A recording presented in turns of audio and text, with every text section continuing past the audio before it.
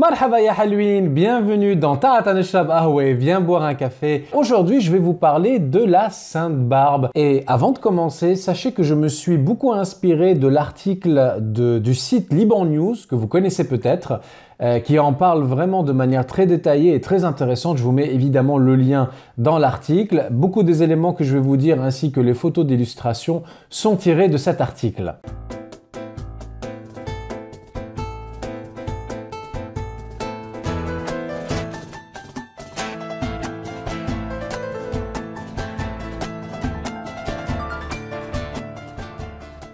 Nous ne savons pas si l'histoire de Sainte Barbe ou Sainte Barbara est vraie ou est une légende. En tout cas, le socle de cette histoire, parce qu'il y a beaucoup de variantes, c'est qu'il s'agit de l'histoire de cette jeune fille dont le papa était un riche païen d'origine phénicienne qui vivait dans l'actuelle Turquie aux environs du IIIe siècle après Jésus-Christ. Cette jeune fille a été forcée par son papa d'épouser un homme de son choix. Et elle, ce qu'elle a préféré faire, c'est plutôt épouser la voie du Christ et se consacrer à lui. Évidemment, cela déplut fortement à son père, qui la martyrisa. Et je vais vous donner quelques détails de cette légende en fonction des coutumes que cela a engendré.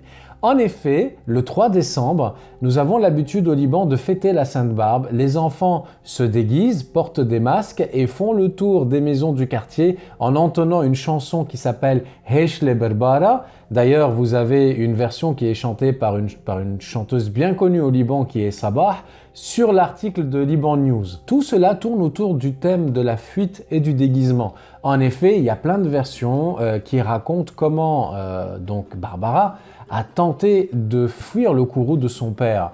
On raconte qu'il y a un prêtre qui s'est déguisé en médecin et qui s'est glissé dans la tour où avait été enfermée Barbara pour la sauver. On dit également que lors de sa fuite, elle s'est masqué le visage dessus pour qu'elle ne soit pas reconnue. Ces aspects de l'histoire expliquent pourquoi les enfants, en tout cas, aiment bien se déguiser à la Sainte Barbe. Il y a d'autres choses qui se passent aussi. Généralement, les parents et les enfants plantent des grains de blé pour les faire germer, donc dans un petit pot sur du coton, dans l'idée de s'en servir pour décorer la crèche quelques semaines plus tard. Alors évidemment, le blé qui pousse, c'est un symbole de renouveau, mais c'est plus profond que ça, parce qu'une partie de la légende raconte que durant sa fuite, Barbara s'est réfugiée dans un champ de blé et les épis auraient poussé miraculeusement pour la camoufler. Bien sûr, si vous voulez plus de détails de l'histoire, elle est vraiment bien racontée sur l'article en question.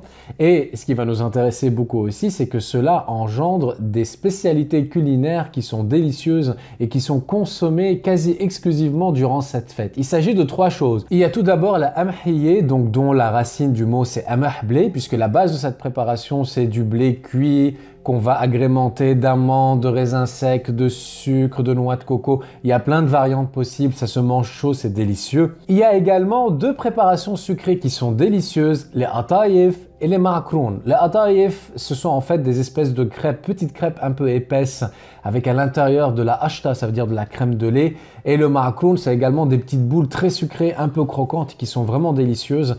Et ces 2 préparations sont censées faire référence à une partie du martyre de Sainte Barbe, puisqu'elle a été forcée de manger de la nourriture amère qui, selon la légende, se transformait en mets sucrés délicieux. J'espère les amis que cette vidéo vous a plu. N'oubliez pas de la liker, ça veut dire de cliquer sur le pouce vers le haut, de vous abonner à la chaîne si ce n'a pas encore été fait, d'en parler autour de vous, sur vos réseaux sociaux et de bouche à oreille. Je vous embrasse très fort, je vous souhaite une belle journée. Bye ya Halouin!